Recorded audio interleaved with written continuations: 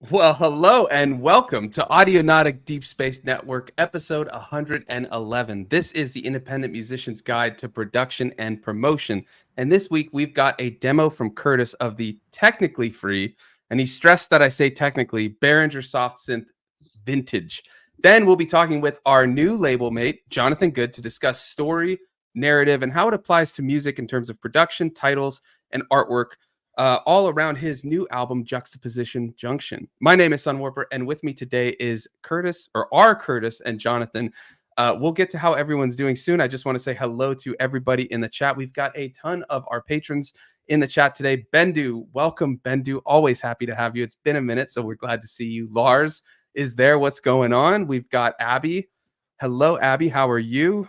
Thomas is here. Welcome, Thomas. Yes, we are live, as I'm sure you're seeing now, but you were asking before we go live. We have a little bit of a green room beforehand. Survey Channel, what's going on? Sounds like Survey Channel got some really good news. We're very happy to hear that. Congrats. We've also got, where is Mike? Mike, I had to find you. Mike, welcome. How are you all today? Lots of others in the chat. We just want to shout out all of our patrons. If you want to help support the show, patreon.com/audionautic. So, Curtis, let's get into this. Why did you stress that I say technically free? Because in true Behringer fashion, they released it with a slight toxicity. They went, oh, this is going to be a free plugin, but then they went, technically, it's worth about $100, but we're going to give it to you for free. Which just tickled my fancy. I really think it's quite fun.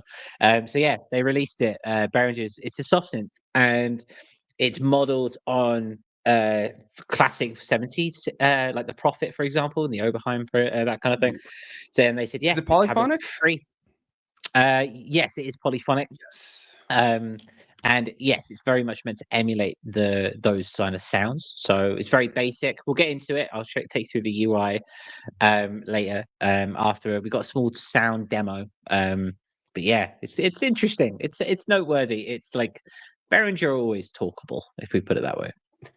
Yeah, I mean, they've got some good stuff, and it's affordable. This one being free, that's a nice addition. So why don't we take a listen to it? You recorded a little sound demo, correct? So we can give a listen, hear what it sounds like, and then we'll walk through the UI. And I want to hear from Jonathan about it too after when he hears it, because I was blown away by Jonathan's production. And had he not wanted to talk about story in this episode, I wanted to talk production, but he wanted to do story. So so we'll do story, but if there's some time, I might just try to get a little bit of the drum production out of him, because I really want to know that. But Curtis, do you want me to play the video, or do you have it on your end? I've got it here. We're all ready. It's 3 or 4 minutes. We'll see you on the other side. All right. So, Behringer Vintage. They teased it, they brought it out, they took it away again, and finally it's here. I say finally as if it's anticipated. And who knows? We're going to find out.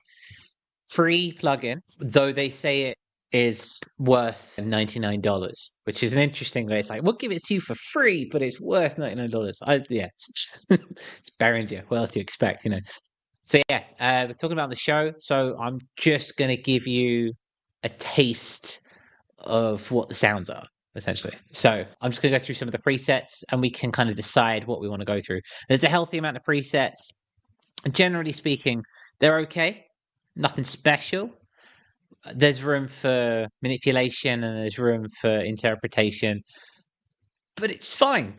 Let's go through some. El Jupiter Row, which is, any guesses what that's going to be?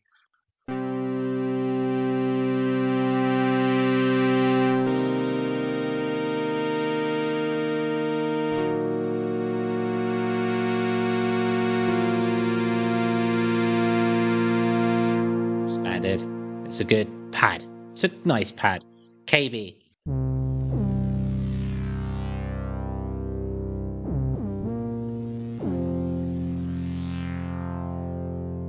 Retro Reverie. Ooh.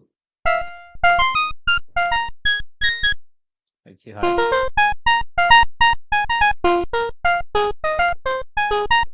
Sound. It's a sound. Lead. Pringle lead.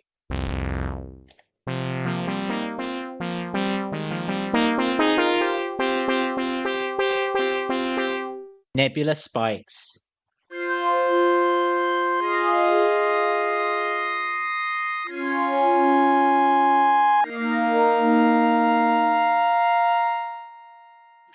It's fine. Middle lander. Looks like a plot. Too high. I was wrong.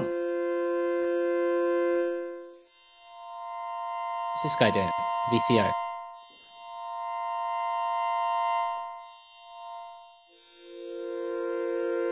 That's quite interesting. I quite like that. It's quite nice. It's quite enchanted. It's like very early. It's like episodes and solos, kind of Curtis. In Jergery we trust.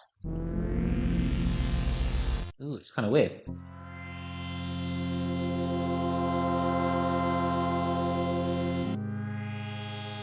There's no release though. It's fine.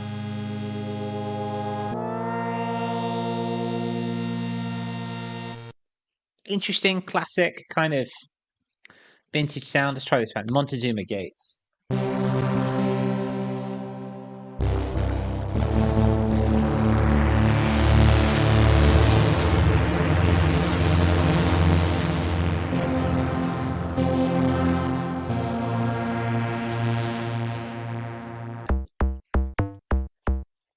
Never heard that before.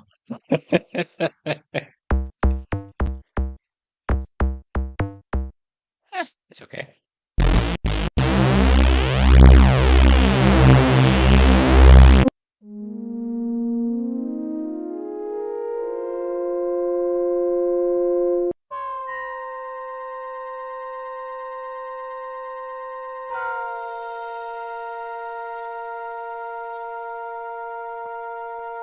Norbert's Blade.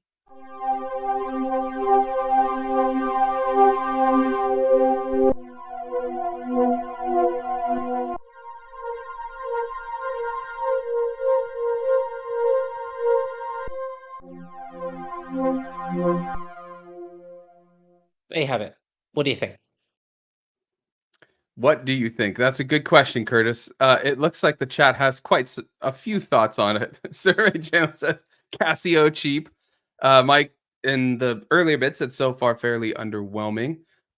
Thomas appreciates your jamming, Curtis. Let's see what else we've got. Thomas says definitely underwhelming in terms of effects. Will have to listen in my own DAW to judge the raw sound. Yeah, one clarification: we are streaming over the internet, so there's compression and artifacting and all that, so the sound isn't fully what it would be.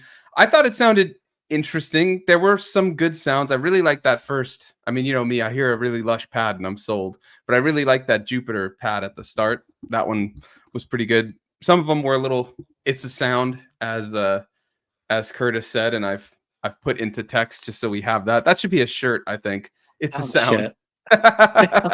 But yeah, let us know what you think. Bendu says, I like simple sounds. I feel like even for free, I have these bases covered. Yeah. I mean, it's free. So yeah, I do want to go. Where was it? Because this one did not surprise me in the least, but not the Curtis part. Curtis said, definitely one for learning the basics of sound design and a toe dip into the classic sounds, which I'm sure it sounds like is your take on the synth. But Mike says, to be honest, I'd advocate Ableton Drift for that. Of course you would. No surprise. But yeah, I mean, that's not a surprise coming from Mike. He loves his Ableton. So yeah. Jonathan, what's your take on this? So it's free. There's that. But I'm curious. I don't know much about your production. I'm curious to hear some. But is this something you would grab?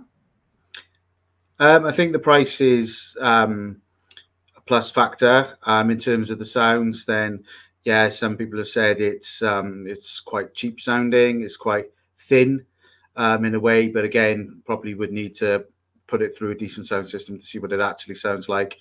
The interface for me looks quite interesting because it looks like it's very much based on an Ableton in Ableton stock synth style, certainly with a lot of the interface. So I don't know whether that's been copied from Ableton. Yeah, I suppose you'd probably need a test run, but wouldn't be used that often because it does sound a bit too thin for my liking. Interesting. Yeah. I mean, that's a good point. And Curtis, you've been playing with it. What's your take on it? I think there's room for fun. I think this is a box for fun. I think the It is. The presets are very thin, and they are on there. There's only two There's only two VCOs, only two oscillators on there, and so there isn't much to play with. But I think the fun of that is then playing around with what you can do. How can you texturize it? How can you manipulate it? It's another form of doing that. Now, you might argue, why not just then use something like Vital? Why not use something like Serum? But we're always talking about limitations here. We're always talking about things that can do creativity from that regard. And this is a limitation. It is also standalone. So, which is interesting. So it is a standalone app, and it can go in a computer, and you don't have to run it through any DAW. So you could, in theory, use it as a soft synth live or something like that. I didn't put that in the video because I forgot, and it only just occurred to me while everyone was talking. But That's why we're live, so you can add in, you can embellish. Exactly. I do. Yes, I hear what the people are saying, and I agree with that in one section of it. I downloaded it for the show, and I'm going to live stream with it later just to play around and see if there's anything that we can really do and get under the hood. But I do think that there is a toe dip there towards the classic sounds, which if you're new to making sounds, or if you're new to this game, I think that's really nice. It's free. You might as well in that regard. Yeah, I mean, the one thing I was going to say, even if there's one sound or one sort of way you can use it in terms of making your own preset or something with it, just given what it offers and things like that, it's free. So it doesn't hurt to just grab it. Unless he's talking about Ableton, it sounds like we convinced Thomas, because I know he uses Ableton, so it's already installed. But Thomas says installed as we speak. So yeah, I mean, it's free. You're not really losing anything getting it, other than maybe time if you're going to take the time to learn it and you don't need to or something. But yeah, it's there. So Curtis, I know you've got it ready. Do you want to walk us through real quick just the UI of the synth, if anybody does download it, wants to see what's what with it? Yeah, sure. And I think once we understand the UI and you can see where it's coming from, you kind of see where I'm coming from in terms of like the educational aspect of it and where you can see. Sure. Instantly, you bring it up, and I think of Survey Channel's DeepMind. I would say the screen reminds me of DeepMind, and then I was like, oh, that is Behringer's synth, isn't it? Exactly. And it's incredibly simple. And it's, as you can see, I can't play sound right now because I can't route sound through StreamYard and be on the show. I don't have a fancy Mac yet, but as you can see, it's incredibly easy, incredibly kind of simple with what it can do. You've got your VCO1 and you've got your VCO2, and then those are connected to VCF1 and VCF2. So you can see quite instantly you've got that workflow coming through there. Those can then be affected by LFO1 and LFO2. You can't move those around. They are linked to those VCOs. And so this whole thing teaches you quite nicely about sound design and about kind of how to manipulate sound waves, which I kind of like in that regard. It's free, it's cheap. As a teaching tool, I think it'd be a really good thing to kind of keep through. Now, I know not everyone here is I don't know, a lot of people here are really down on their synthesis and stuff, but for someone who's learning the basics of how to change and alter sounds from the beginning, this is a really good way of doing it in that regard. And it's not so overwhelming like Serum or Vital in that regard. It gives you two VCOs, two VCFs. You got the VCAs over here. You can pan, you can level, and that kind of thing. You got a vibrato and unison over on the right hand side. Over here, Really quickly, Curtis, we got a question from Smiling Airs about the envelopes. Yes, mouse to adjust envelopes, can't see a knob. Are you talking about me personally, or on the? Oh, here, sorry. I think Oh, he here you means in reference to the synth. Yeah, those Yeah, so envelopes you are can. those. Yeah, you have to adjust it from that, or is there a knob? I mean, I'm sure you can MIDI CC it probably to a hardware knob. You can MIDI CC it, but yes, you can either do it two ways. You can either come to your attack decay sustain over here, move it with your mouse, or you can move it with the blocks here. It's kind of finicky if you do it this way. It's not the easiest way to do it, but yeah, it is what it is in that regard. And then yeah, you can move your attack that way, and things correspond in that regard. Yeah, all through the mouse. Are there any built-in effects? No, there are not any built-in effects in that regard. This is what you get, and this is what you Not have a in big front deal. of you. Just curious. Yeah. So there is room for you to, like in Ableton, for example. There is room in Ableton to kind of come on through and configure So, for example, if you wanted to create, if you wanted to configure, say, your VCF, you come into configure. This is not an Ableton tutorial, but you can affect it that way if you wanted to.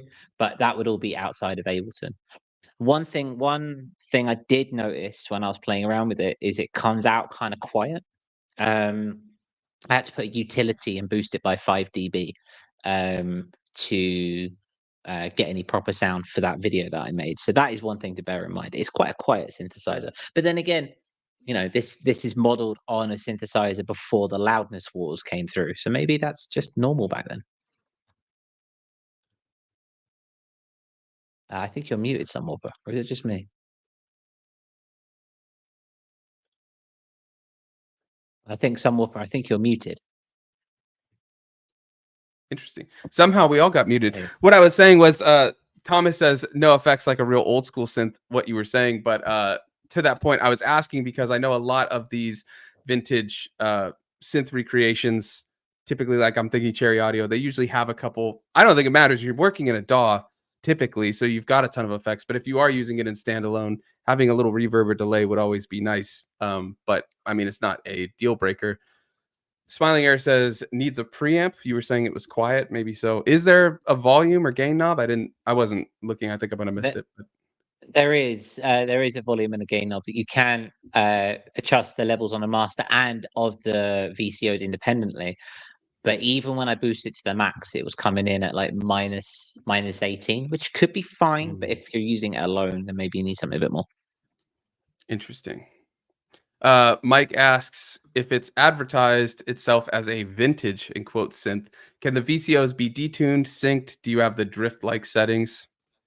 Yes, you have detune. If I bring this back up, we can see. So if I while you do that, screen, I just want to share. Survey Channel says boost that baby. So happy Survey Channel's here today. Yes, you can. You've got the VCOs here. You can detune them down here. You've got your octave here. You can choose your semitones. You can choose your fine tune, and then where they're routed to, VCF1 or VCF2. Cool. Is there a sync? That was the other thing he asked. For oscillators, I think he's asking. In what sync? In what sense? Sorry. I think can't you sync on some synths? You can sync oscillators and things like that. Is there? Do you see any sync? To the beat, you mean? Yeah, in that regard, yes. So you can do it to the beat inside your DAW if you choose to. You can do it to the hertz if you wanted to, but yeah, you can do that. You might be talking pitch, like on the Prophet. You can sync the two oscillators. Yeah, the exact hard sync oscillators. You can sync the oscillator. Yeah, I don't know if there's a sync button, but yeah. No, not in this one, sadly. Okay. There we go. Yeah. So it's there, and I mean it's there. I think. Coming from an educational perspective, I would definitely get everyone to install this and have the basics of it. That's me coming from an educational perspective, at least. But the limitation as well, I think, what sticks it for me. Yeah, I mean, it seems very approachable, right? Like it's all right there, just on the front end. There's a couple of different changes to the screen and things like that, but that is cool. I do agree, though, similar to what like Mike was saying earlier, but some stock synths in whatever DAW have very similar things. But I mean, this is free, so you can grab it even if you don't have a DAW because it's standalone. So yeah, I think that's fair. I mean, if you look at some other ones, for example, like if you look at Operator, you bring that in, you do have a similar kind of vibe coming through, right? Yeah. I do feel on the face of it as well. That's not as, I get it. I get Operator, for example, because it's nice, it's there, it's easy, and it works. But I also love Ableton, and I've been in Ableton for a long time, and that makes sense to me. That workflow makes sense to me. But this, as you might always say it, somewhat, but it's very grey, and it's just not very attractive. And it's for anyone coming to it for the first time, it's just there, and it's all numbers, and it's words, and it's all just kind of all over the place. If you come back to example, however, if you come back to vintage, it looks nice. It looks where it's at, which for someone getting into this kind of deal, that could make all the difference. If you're a visual learner, if you're a visual human, that could be really good. We've got an Ableton stock synth battle waging in the comments. So first of all, let me just get to Survey Channel.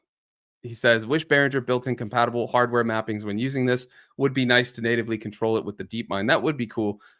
Very much so. So here's what we've got. Mike says, I would reach for drift over Operator. Then Yeah. Bendu says, pull up analog. And Mike says, analog is Drift's ugly cousin. So I don't know if you want to just quickly show those All right. just so we can see it, if that's Drift. cool, before we move on to Jonathan. But yeah. Let me pull Drift in. So this is Drift. Hang on, let me bring up my, again, I'll share screen. Give me a sec. If I bring this up. So this is, can you see down the bottom? I can't make. I was going to share it. Sorry. There we go. Dude, yeah. So yeah, this is Drift here, which again, okay, is a little bit more colorful, a little bit more dynamic. Yes, that's fine. That's absolutely fine. And Wavetable was the other one, right? Is that what Bendu said? Analog, I think. Analog. Sorry, apologies. And Analog. Thomas threw his hat in the ring too. I will choose sampler any day over those. Get that. I mean, analog, right? This is analog, and analog is fine, and it's cool. But look, I mean, that anyone coming to this, or anyone coming to Ableton for the first time, or anyone coming to any DAW for the first time is going to look at this and go, "What the hell am I doing here? Where do I begin?" You know, if you are unaware of things, and or if you're unaware of things like the difference of the waveforms, for example, or how to detune, or if you don't know anything about ADSR, this is a massive barrier to entry right here. They get a bit better with things like Wavetable, for example. That's a bit more visually impulsive and stuff. Or if you're looking at Drift, yes, it's a little bit better. I don't think though that you are going to get much better. Have I got rid of it now? I have got rid of it now, but I don't Load it back up, man. I'll get it back up. It's the beauty of this kind of thing. I do think that if you are going to have something like vintage, I'll give it a second. There we go. It is just a little bit more there. It's a little bit closer to monkey see, monkey do, monkey turn knob, thing change, and learn. You know what I mean? Yeah, I think just to clarify, Bendu was saying it's laid out the same way with regard to analog. But yeah, I hear what you mean. I mean, I think it depends largely on what you're used to. If you're using Ableton and all that type of stuff, I do agree though. This is laid out like a hardware synth. I mean, it looks like a hardware synth. So if you're coming from hardware or something like that, it's kind of like a one-to-one, similar to like if you were to grab repro or something like that. You know, things like that. But yeah, I mean, it really just depends what you need and all that. Jonathan, do you have anything else you want to add? Are you going to grab this synth?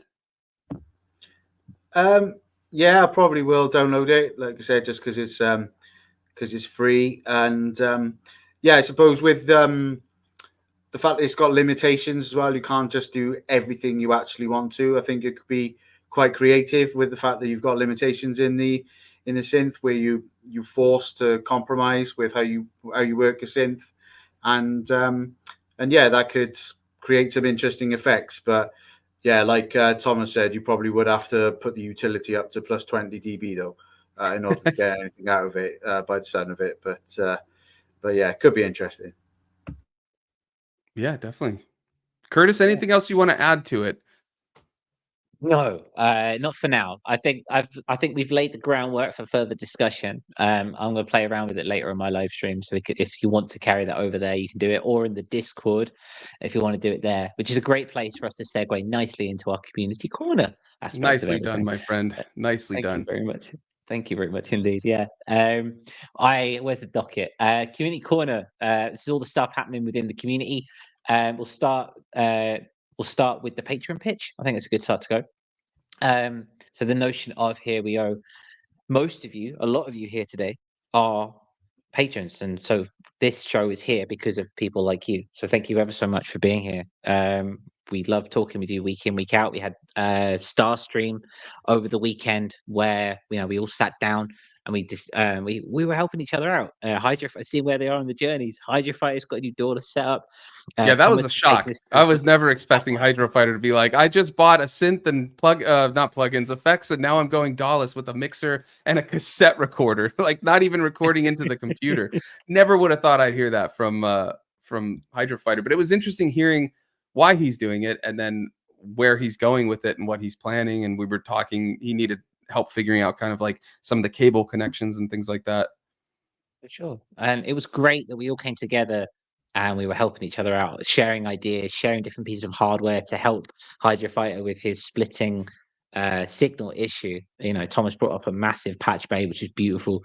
Eon Lake was holding up a headphone splitter. It was just nice to have everyone together talking about this stuff that usually when our significant others, husbands, wives, partners, etc., we start talking about this stuff, there's just the glazed eyes and the zoning out.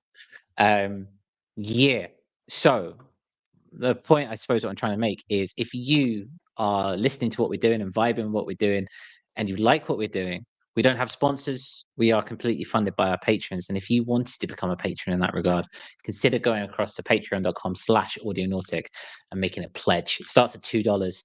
And as you go up the tiers, more and more stuff come through, such as things like Starstream, sample packs, groups, etc. What else do they get, Sam Walker? Yeah, so you get an exclusive channel on the Discord where we talk about all kinds of things. It's basically an always online extension of Starstream, but text based. And you also get to hop on the show. So patrons, the link is in the Discord channel if you want to come on the show near the end to talk either with Jonathan, talk about Behringer, sing your praises of Ableton should you choose to. But we might have to cut you off depending on how long that goes. But yeah, whatever, it's there, but you get all of that stuff. And also it just helps us keep doing this and do more of these types of things. So if you want to help support the show, head to patreon.com/audionautic. And I believe Curtis set this one up, but he usually does it. The link is in the description. And if you're watching on Apple and Spotify, it will be in the show notes. Yes, very much so. So yeah, very cool. Thank you.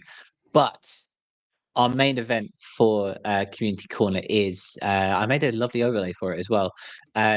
As you can see, we are with Jonathan Goode this week. Jonathan Goode released his debut album with us on Audionaut Records last week, Juxtaposition Junction. I will put a link in after we've introed this segment. Oh, really quickly, though, before we move to Jonathan, the Genre Gambit Discord, everybody, those are due May 15th. So if you're on the Discord, we do community challenges. So just make a track outside of your normal genre, due May 15th in the Genre Gambit channel on Discord.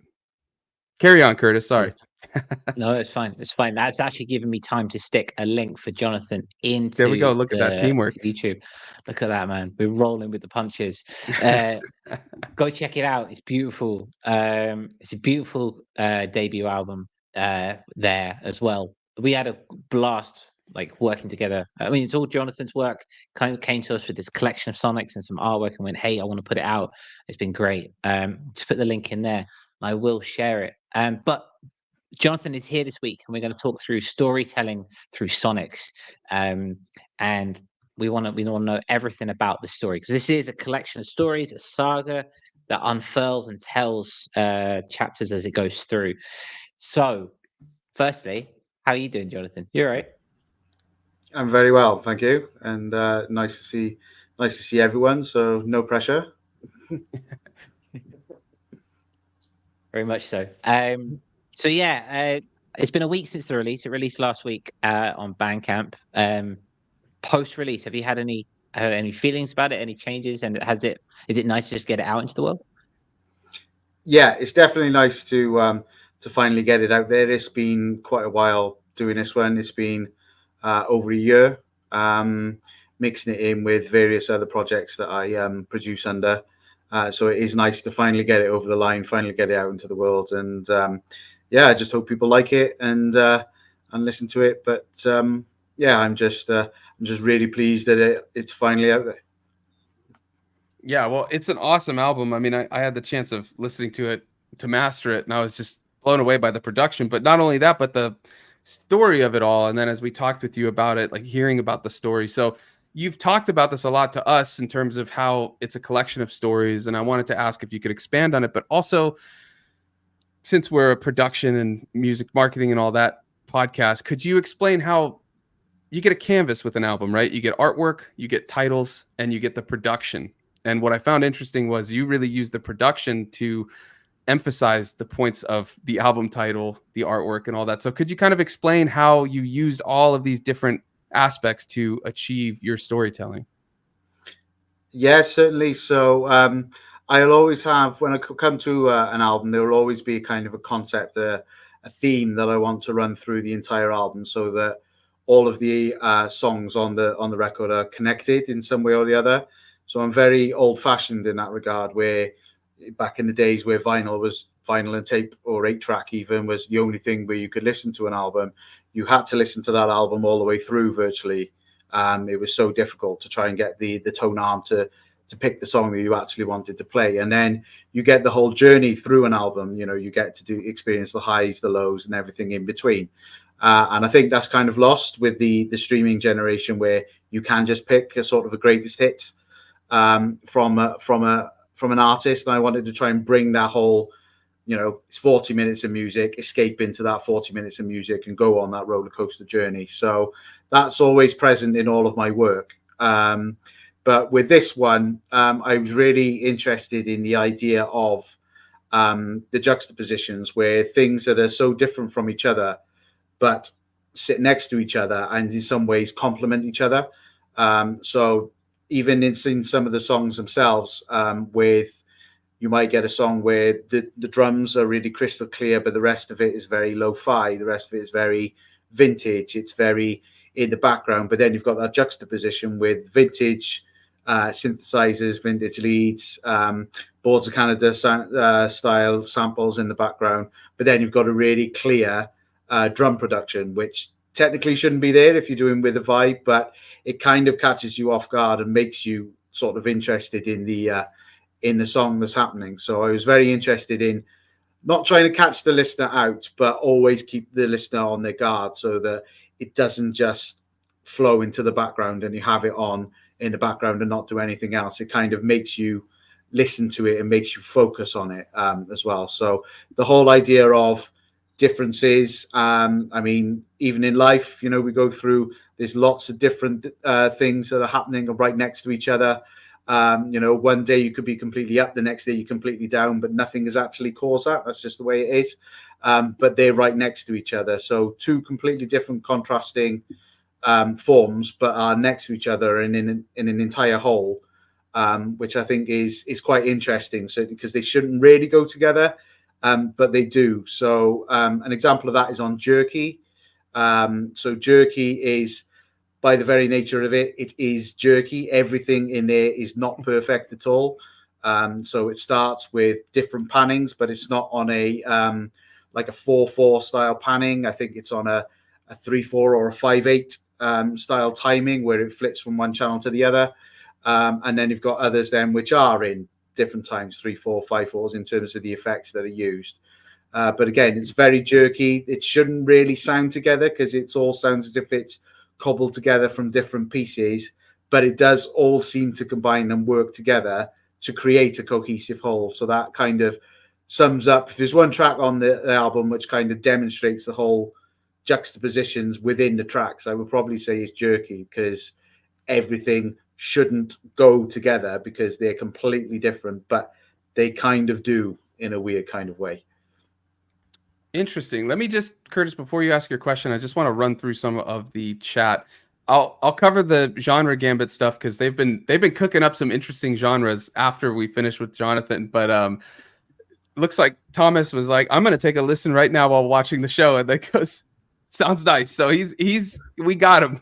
Nice job. He's on it. I'm glad you're digging it, Thomas. It's a really interesting album. I mean, like he's saying with this production aspect, like I noticed, I mean, I still want to hear about your drum production, but we'll save that for another day because I love the sound of your drums. They just hit so hard.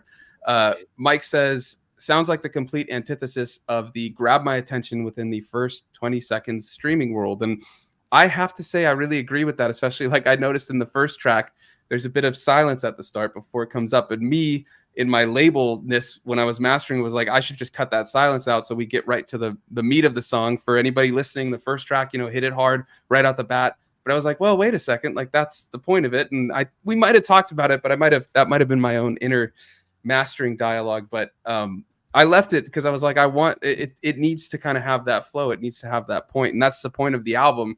And so we wanted that story to be told. Regarding the production, and I think you were saying Jerky with the different time signatures, Ross says syncopated panning. No, so not for Jerky. Well, some bits are, but some bits aren't. So again, deliberately not syncopated because you're kind of expecting it. So on the beat, you're kind of expecting it to flip between the channels, and I kind of wanted to go, oh, hang on a minute, that doesn't sound quite right, because right at the start, that is the only sound playing, is the kind of offbeat panning, and then everything else kind of brings it in. The panning hasn't changed, but it's kind of the other supporting elements have reined it in a bit, if you like. So, and I think you get used to it by the time it actually finishes.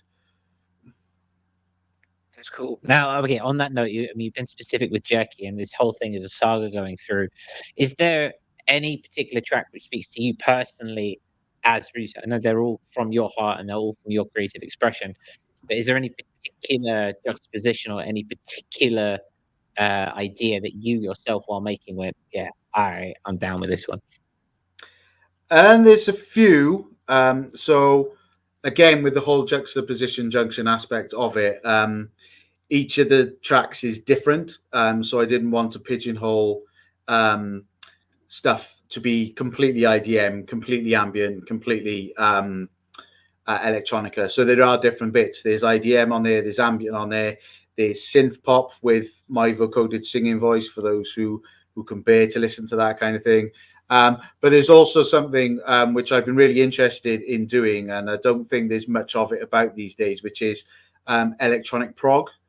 So electronic prog, and I think when we were discussing, this seems to be quite a favorite of you two as well, is a song number 3 on the album, which is the Letchworth Convention. So the Letchworth Convention in itself is a story within the story of the album, and you can hear that through the different atmospheres. So it's kind of like a paranoid individual, kind of almost like a Pink Floyd On the Run type of video style, where a paranoid individual has turned up to this event, this hotel, as you can tell by the kind of the lounge music playing in the background, which opens the track. And then they're going on a mad mission to try and find something, which is the sort of the chaotic electronic part. Then they find themselves in a lift with a load of different people, with the actual lift voice telling them they need to get out and they need to find this convention to save themselves. And it kind of tells the whole story of this individual trying to find the Letchworth Convention in order to save themselves, but doing it through musical form. And again, that one is very tricky as well, because it's written with a lot of prog time signatures involved. So bits of it are written in 7/8, bits of it are written in 11/8, and a lot of weird and that's where the kind of the drum production comes in, where you can't really get an off-the-shelf sample drum beat in 7/8 or 11/8. So you have to come up with it yourself. So that took a lot of time to actually come up with a rhythm that sounded okay, but was in a weird time signature in 7/8 and 11/8, but actually sounded as if it wasn't. So that one was quite tricky to do, but was very rewarding when you listen to it and go, actually, yeah, this seems to work quite well. So there's lots of different moods and emotions in that, and each album I like to think is a soundtrack to an imagined movie. So everything in there, and then you tell me what you think the story's about. You know, I've got an idea, but I'd be interested in hearing what other people think it is. I mean, I had this feeling through, there was an album which I'm sure a lot of people will be very familiar with called Oxygen by an artist called Jean-Michel Jarre. And when I was listening to that, I just had this kind of vision of an epic battle going on in the future. There's no words or there's no synths, but that was how it came across to me when I first listened to it. And I was like, wow, that's the power of music. That's just created this image in my head. And I'd love to be able to do that with my music. And that's what I try to do. So, it could be a 5-star blockbuster or it could be a 1-star B movie, but, at least I'm planting a seed in people's imaginations to make their own view of what they think the music is trying to convey as well. I think it's quite Jonathan, it's really interesting because I'm very much like you with that, where when it comes to making music, I want to present the seed, but not give the story, right? Like I have the story, like you're saying, you have a story, but it's not necessarily that story that you're hearing. It's the stories you create in your mind as the listener creates in their mind as they're listening. And Curtis and I on this show have had a lot of discussions because he has a very different approach. And I'm not saying this like there's something wrong with it, but he has a very crafted story to his album, to his project. Like there's a whole narrative to Curtis Curtis isn't Curtis. It's not him. It's this whole character that he's created and all that. So there's two different approaches, but I'm curious to hear your take, because you mentioned that for Letchworth, you were creating a story in musical form. So time signatures, yeah, that's a great way to do it.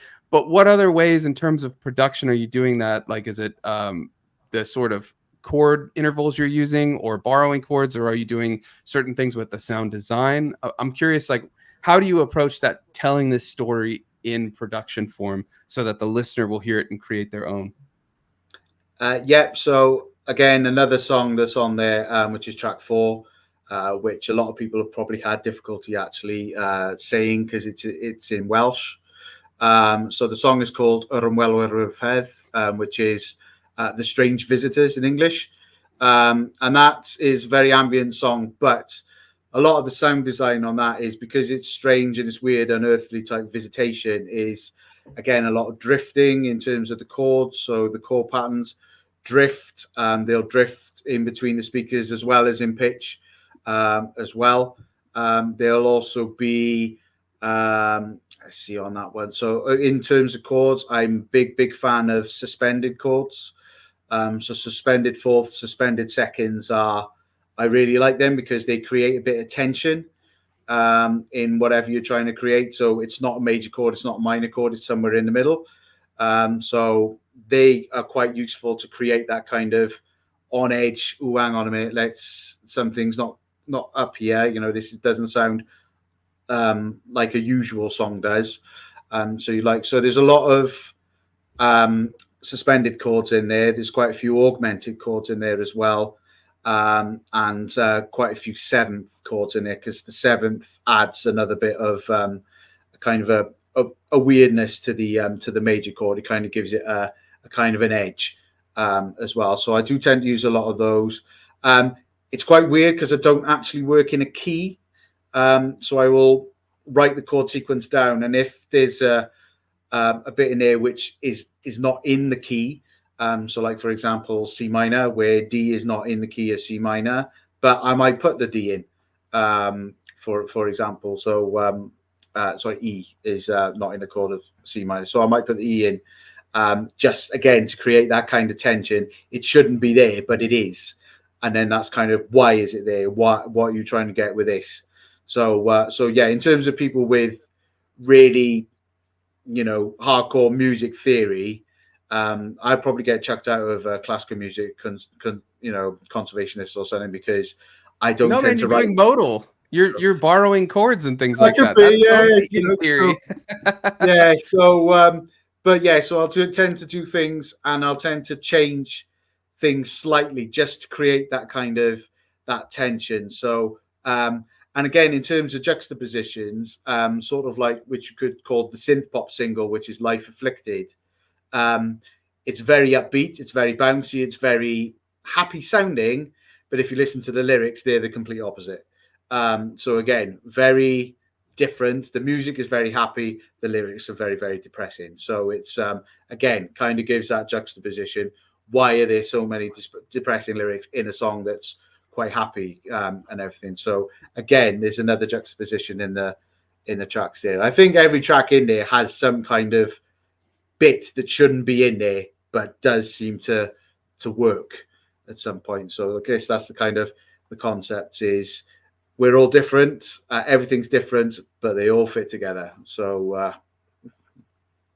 yeah, no, I get it. I mean, I think that's a really good approach to it, and it tells that story well. And I get completely how you're creating these juxtapositions in musical form to tell that story by doing all these sorts of things, like dark lyrics on a happy song, or borrowing chords where they're not supposed to be. So your ear goes, what?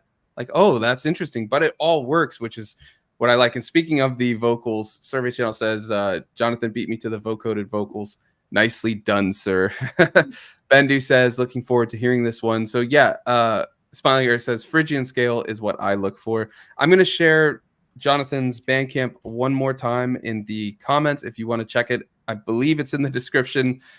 Curtis, I don't know if you put it in there at the when you made it, but if not, it's going in now, and then it'll be in the show notes if you're watching on Apple, or if you're listening on Apple, watching and or listening on Spotify and the other podcasts. But here it is. Definitely worth giving it a listen, hearing all of these stories and creating your own stories through this music with all of the crazy ways that Jonathan has created this juxtaposition in song format. Yeah. Well, for the final question of this one way, and I must say the depth by which you've thought about this and brought this to the forefront is wonderful. To hear the story is just amazing, and the world in which you've created now, how uh, deep you've gone into this. You've created these stories, you've created these narratives, and you had this running theme. Has there been a shift in your own as a human psyche? Have you learned anything, or have you taken anything away? How has writing this story affected your own? So I used to make music more as a kind of, I was very much a death by preset and let the music do the talking. So it was very much a case of beforehand. The music is what everybody's here for. It doesn't matter whether or not I've created the sound or not. That changed in lockdown in the COVID pandemic, where I had the time to be able to go deep into the synthesizers and learn how they worked, what each parameter did, how each setting would have an effect on the sound. And some of them were good, some of them were bad, but that's part of the learning process. And that kind of helped me to increase my confidence in being able to make my own sound. So everything on Juxtaposition Junction is created from scratch, apart from a couple of real world samples. So everything else is created from an initialization patch or by completely changing a preset setting. So yeah, there's nothing on there which is preset, if you like, which would be completely different to the way I used to work before. And yeah, COVID certainly, with part of killing time and everything, just to keep yourself sane during that period where you couldn't go out, was about escaping the world you had into a different world. And making music and listening to music is a perfect way of escaping the real world. And yeah, so I just dedicated time to it. And actually, once I had better understood how the settings of a synthesizer worked, how parameters would affect the sound, how different sounds could go together, and some basic examples of mixing, such as frequency masking, then yeah, that was really interesting to me. And I think I've matured more as a musician now, where I also incorporate sound design, arrangement into my music, rather than just from a kind of a theory point of view.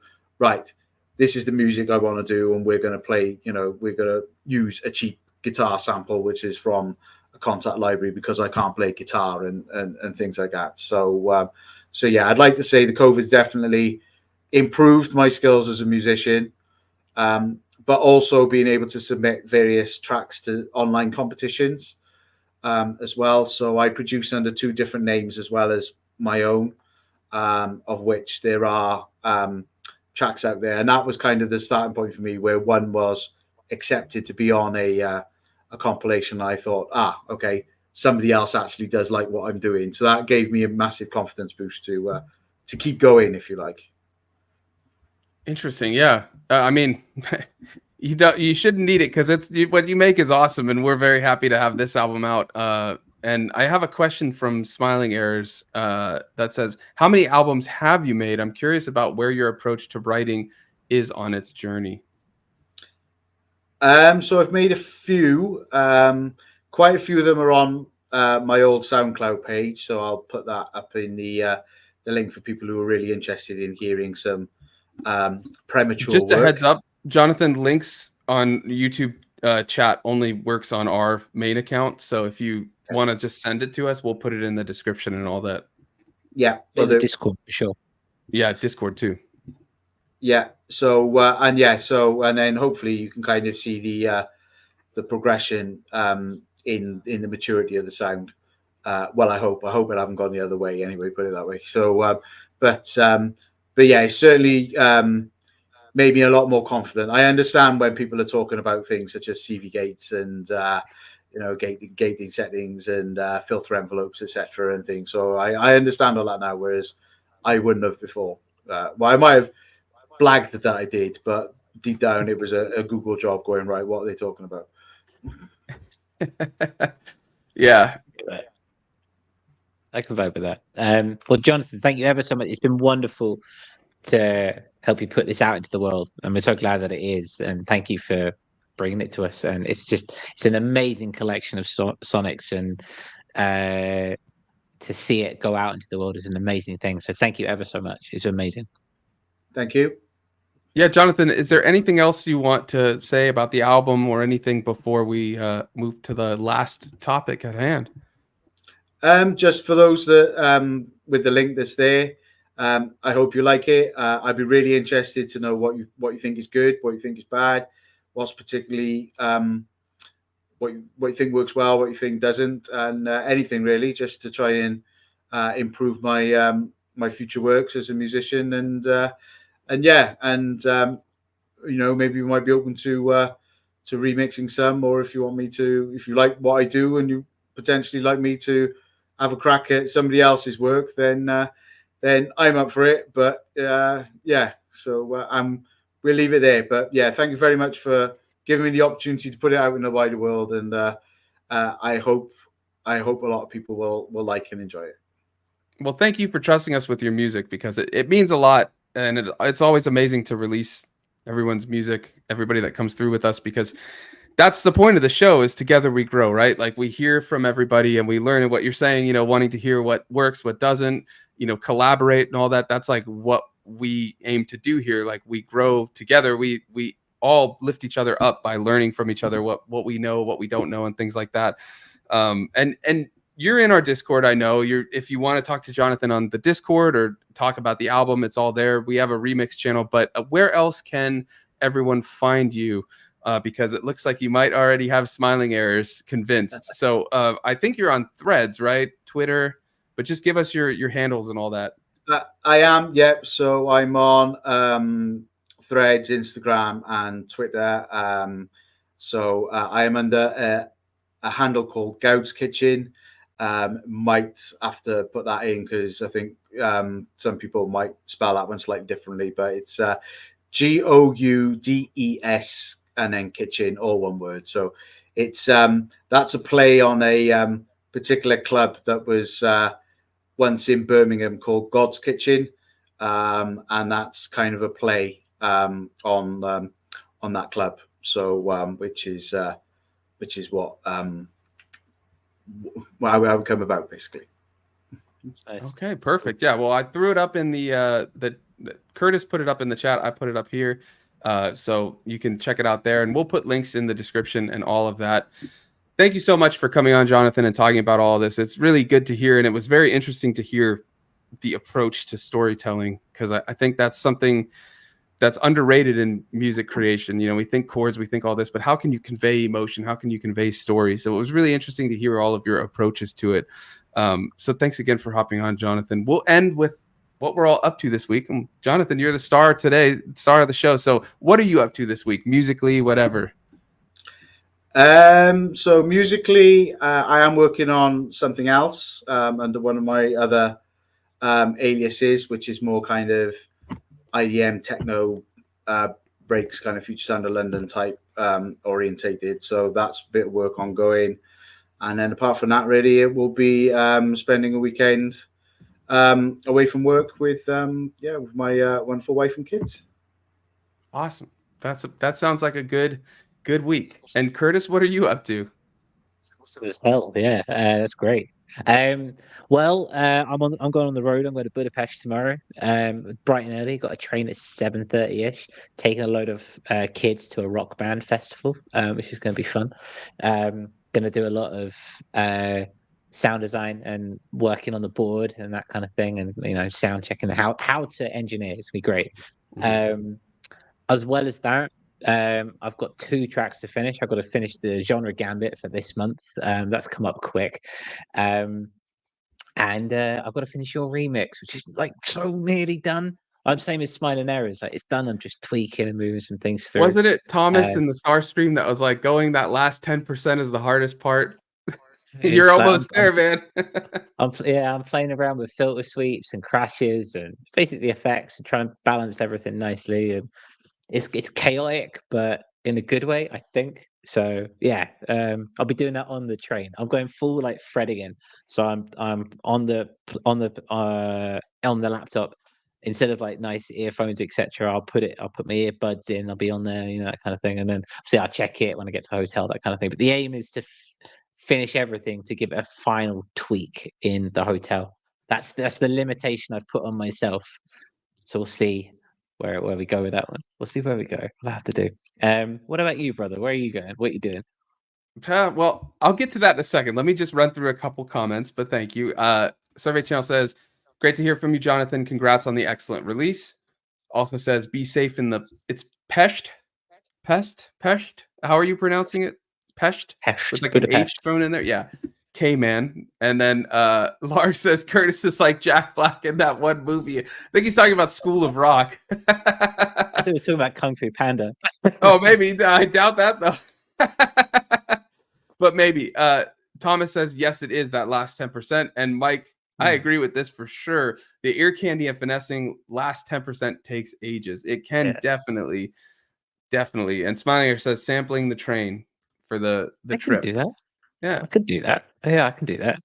I'll put some stuff in the Discord. Maybe that'd be fun. Yeah, there you go. Yeah, I mean, we do have to do another patron sample pack soon, so you can do some cool drum sounds from that one again. Anyways, for me, I've been working with that live looper, and I'm trying to make full tracks with it, and I want to make a beat set with it, like I did with the Koala beat set I did last week. So I have a live looper video for the 404 out tomorrow, and I did a jam for that with all guitar, and I was like, this is so awesome, like I got to do this more. So I'm thinking in the little time I have to make music, that's what I'm gonna do, just like guitar loops with some drums or even ambient guitar using that play rate drop.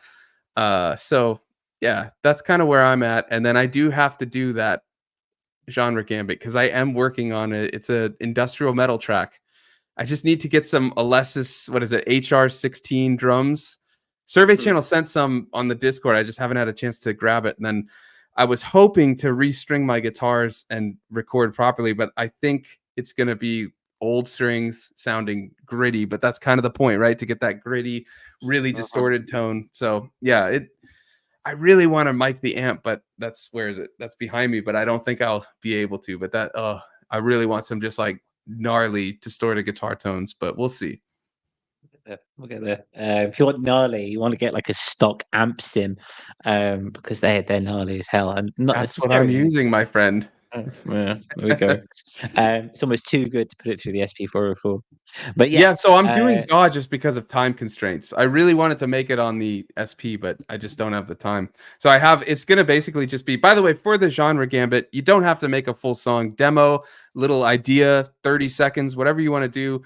Just make something outside of your normal genre and submit it in the Discord. Mine's probably going to be about a minute with an A and a B section and then be done because it's just all the time that I have. So you don't have to stress, make a full track. It's really just to kind of have some peer pressure, I guess, to get out of our comfort zones and get something done. Just perfect is the enemy of done, right? So just like get it out there, put something out, and then we're all going to listen to it on, I think it's May 15th. We'll have a hangout on the Discord for anyone and everyone that submits, and we all just listen through. And similar to what Jonathan was saying earlier, we're all just going to kind of share our thoughts on the songs, what we're doing right, what we're doing, what we could work on, things like that. So yeah, it's going to be great. It's going to be absolutely great. I was just checking the calendar. I have put it in the calendar so neither of us can forget.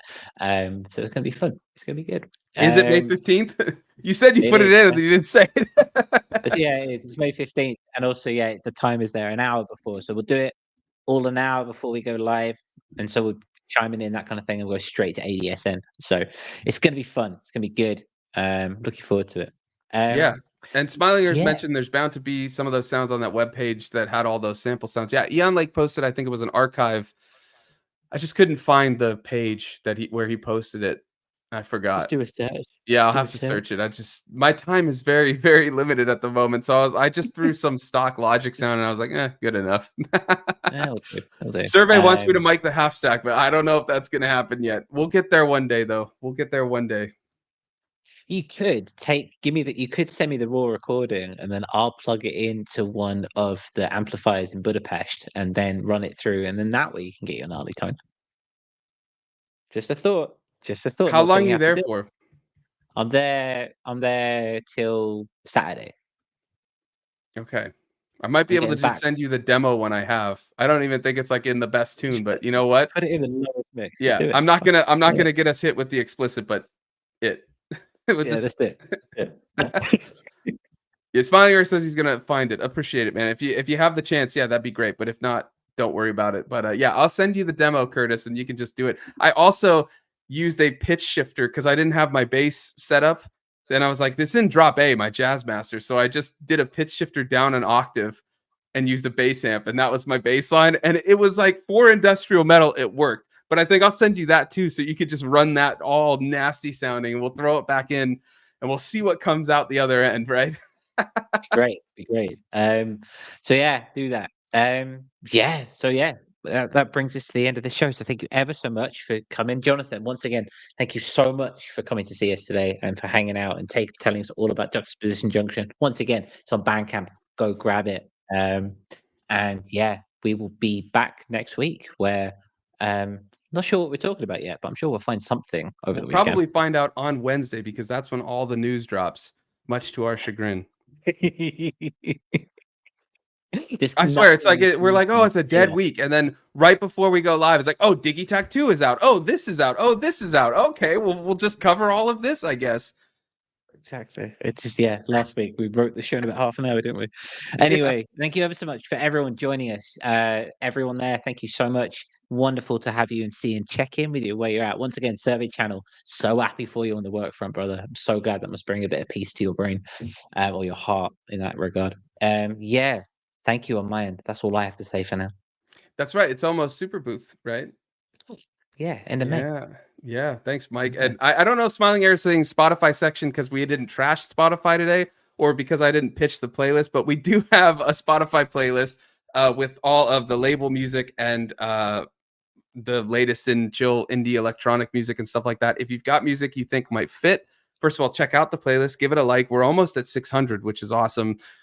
We're not the biggest fans of Spotify. We don't like what they're doing right now. We are going to make the playlist on other streaming platforms as well, but it is a great way to get all of us as artists, not just exposure, but plays, hopefully hit that 1,000 stream at some point, for our tracks that are on there and stuff. So, I mean, the biggest demographics on Spotify, we want to just have a presence there and elevate everyone's voice that's on there. So if you have a track you think might fit, send it over and be sure to like it because we are growing on there. It is appreciated. So we do appreciate it. But yeah, we're looking forward to Super Booth. There'll be some news then. For sure. Very sure. So yeah, we're all good on that front. I'll see you guys next week. Yeah. All right. With that, we'll end it. We'll be back Wednesday at 11 a.m. Pacific, which I believe is 7 p.m. UTC. Jonathan might be able to correct me. 8 p.m. for Curtis, but whatever time it is for you, you can do the conversions. But that's 3. So there you go. And there's one more comment. Let's see. Oh, night, gents. Well, thank you. Good night, Smiling Ears. It's afternoon for me, but it's all good. And ladies, yes. Awesome always to have you all here, Jonathan. Thank you for coming on, and we'll see you next week.